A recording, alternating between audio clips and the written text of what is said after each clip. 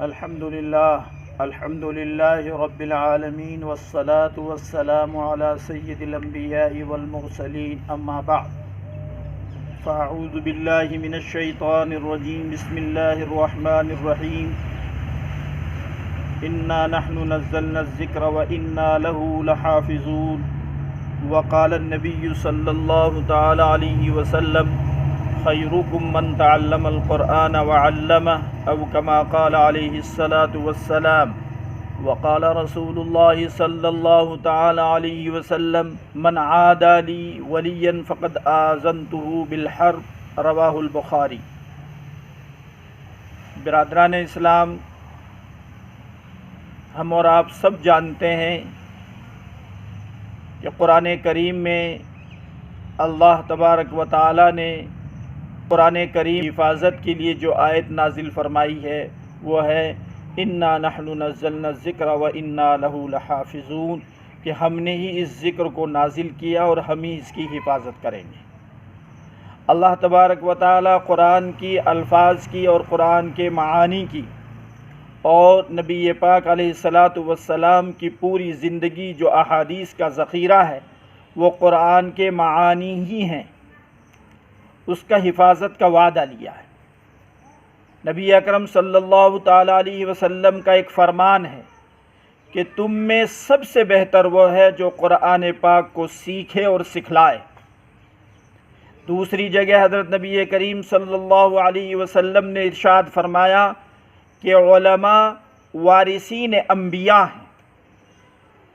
ایک تو اللہ نے دین کی حفاظت کا خود وعدہ لیا، پھر اس کی حفاظت کی شکل یہ اللہ نے اپنائی ظاہر طور پر کہ اللہ تبارک و تعالیٰ نے قرآن پاک کے حفظ کرنے کا، مفسرین کا، محدثین کا، یہ تمام کی ایک جماعت کو اللہ تبارک و تعالیٰ نے قیامت تک کے لیے تیار کر دیا۔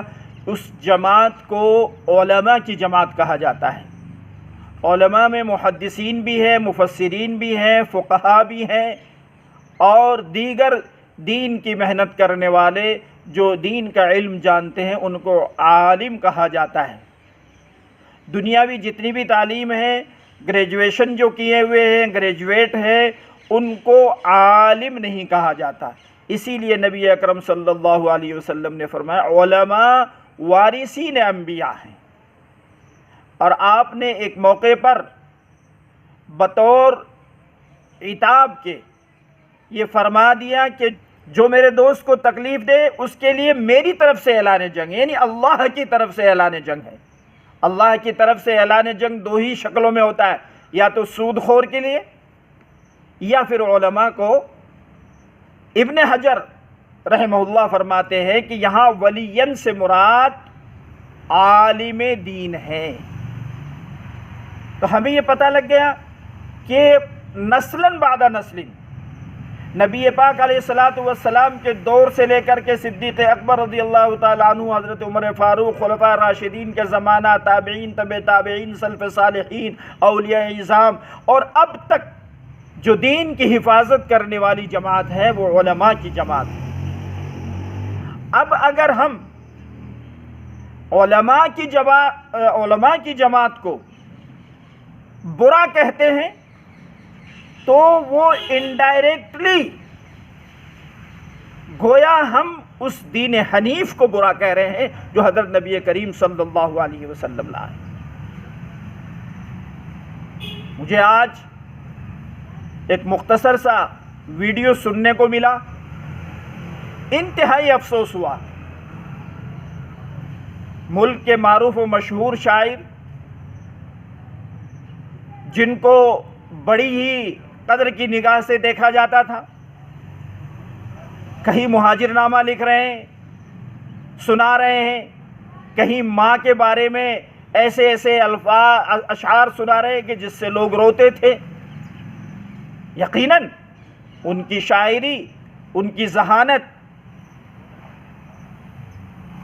یہ ہمیں قدر کی نگاہ سے ان کو ہم دیکھتے تھے کہ نہ معلوم پیرانہ سالی، یہ 60 کے بعد عمر جو ہے وہ دماغ کچھ آگے پیچھے ہو جاتا ہے۔ آج اچانک انہوں نے ایک ایسا بیان دے ڈالا کہ جس کی وجہ سے ہمیں ان سے کوئی امید ایسی تھی نہیں۔ یقیناً ان کا بہت اچھا علاج ہونا چاہیے۔ وہ معتبر شاعر ہیں، انہیں یا تو قریب میں آگرہ پڑتا ہو، اور آگرے میں اگر جگہ نہ ہو تو رانچی کے اندر بھی اس کا انتظام ہے۔ یہ دو ہی جگہ ایسی ہیں کہ جہاں پر اس کا انتظام ہے۔ قوم کے خیرخواہ حضرات ذرا ان کی رہبری کریں اور ان کو وہاں تک پہنچانے کی زحمت کریں۔ پڑھے یو پی کے علماء، یعنی تمام علماء، یو پی کے تمام علماء کیا کیا کہہ دیا ان کے بارے میں۔ آج جو کچھ بھی ہے دارالعلوم دیوبند، اور اس سے پہلے حضرت شاہ ولی اللہ محدث دہلوی رحمۃ اللہ علیہ جو پھلت کے رہنے والے تھے، یہ جو کچھ دین کی محنت کا جو یہ باغ و بہار ہمیں نظر آ رہی ہے، یہ علم کا چرچا نظر آ رہا ہے، یہ لاکھوں مدارس اور مساجد اور مفسرین اور محدثین اور فقہا جو ہمیں نظر آ رہے ہیں، یہ ولایت الشمالیہ اور یو پی ہی کی دین ہے۔ آج انہوں نے بغیر سوچے سمجھے ہمارے اساتذہ، ہمارے مشائخ جو چلے گئے ہیں، جو موجود ہیں، ان کو اس طرح سے کہنا، یہ ان کی یہ دانشمندی نہیں ہے۔ انہیں چاہیے کہ فوری طور پر اپنی اس غلطی کے اوپر فوراً وہ بیان دیں کہ مجھ سے غلطی ہوئی ہے۔ یہ ایسا نہیں ہے کہ اس طرح سے علماء کو برا کہنا، یہ تو اللہ تبارک و تعالیٰ کی طرف سے اعلان جنگ کرنا، اور اللہ سے کس کی ہمت ہے کہ اللہ سے جنگ لڑ لے گا؟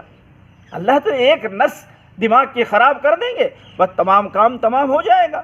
اس لیے میں یہ بات آپ حضرات کے تمام چینلوں کے ذریعے سے کہنا چاہتا ہوں کہ انہیں پہلی فرصت میں اپنی دانشمندی کا ثبوت دینا چاہیے، اور وہ اپنے بیان کو واپس لیں۔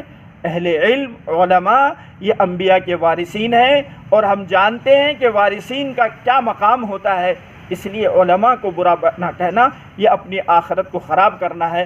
اللہ ہم سب کی حفاظت فرمائے، اور ہمیں علماء کی قدر، یہ یہود و نصارہ اور دشمنان اسلام کی ایک چال ہے کہ جو لوگ مشہور و معروف ہیں، ان کے ذریعے سے علماء کو، مدارس کو، مساجد کو، دانشوروں کو برا کہا جائے، پھر اس کے بعد سروے کیا جائے کہ ان کی عظمت اور احترام لوگوں کے دل۔ آج بھی ہمارے علماء ہمارے سر کے تاج ہیں، وہی ہیں جو مسجدوں کو آباد کرنے والے ہیں، وہی ہیں جو ہمیں رہبری اور رہنمائی دینے والے ہیں۔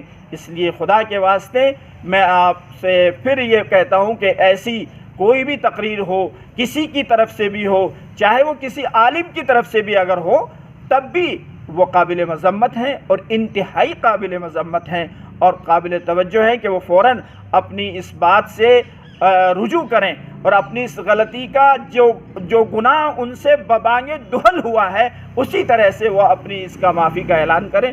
امید ہے کہ یہ میری یہ بات ان تک پہنچے گی۔ اللہ تعالی ہم سب کو علماء کی، اہل اللہ کی اور اکابر کی قدر و منزلت کرنے کی توفیق عطا فرمائے۔ وآخر دعوانا الحمدللہ رب العالمین۔